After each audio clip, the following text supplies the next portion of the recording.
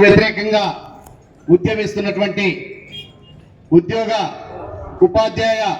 పెన్షనర్ల ఐక్యవేదిక TGE JAC Telangana రాష్ట్రంలో ఏర్పాటై గత సంవత్సర కాలంగా అనేక ఉద్యమాలను మున్ముందుకు తీసుకుపోతూ ఈరోజు రాష్ట్రంలో ఉన్నటువంటి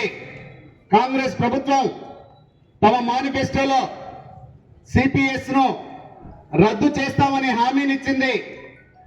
అదేవిధంగా కేంద్రంలో ఉన్నటువంటి బీజేపీ ఎన్డీఏ ప్రభుత్వం సిపిఎస్ అనేటువంటిది దుర్మార్గమైంది కాబట్టి దాన్ని రద్దు చేయడానికి దానికి మరో మార్గంగా యూపీఎస్ ను ప్రవేశపెడతా ఉన్నాం కాబట్టి సిపిఎస్ ను పక్కకు పెట్టి యూపీఎస్ లో చేరండి రాష్ట్ర ప్రభుత్వాలపైన కేంద్రంలో ఉన్నటువంటి ఉద్యోగులపైన ప్రెజర్ చేస్తూ మీరు ఇందులో చేస్తారా లేదంటే మీ పైన చర్యలు తీసుకోవాలనేటువంటి పద్ధతిలో కేంద్ర ప్రభుత్వం చేస్తా ఉంది. ఈరోజు రాష్ట్రంలో తెలంగాణ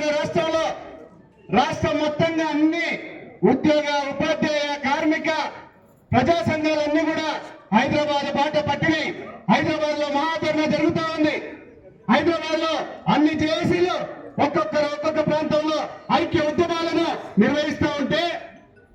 రాష్ట్రంలో ఒకవైపు అసెంబ్లీ సమావేశాలు జరుగుతూ ఉన్నాయి. ఆ అసెంబ్లీ సమావేశాల్లో ఒక్క మాట కూడా మన సిపిఎస్ గురించి ప్రతిపక్ష పార్టీలు కానీ అధికార పార్టీ కానీ కేంద్రంలో ఉన్నటువంటి బీజేపీ తరఫున ఉన్నటువంటి ఎమ్మెల్యేలు కానీ ఈరోజు మన సిపిఎస్ గురించి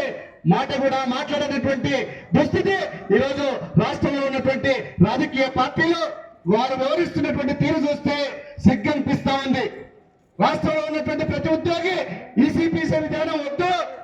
ఇది మా యొక్క జీవితాలకు నేను ముప్పు కాబట్టి దీన్ని రద్దు చేయండి అని కోరుతా ఉంటే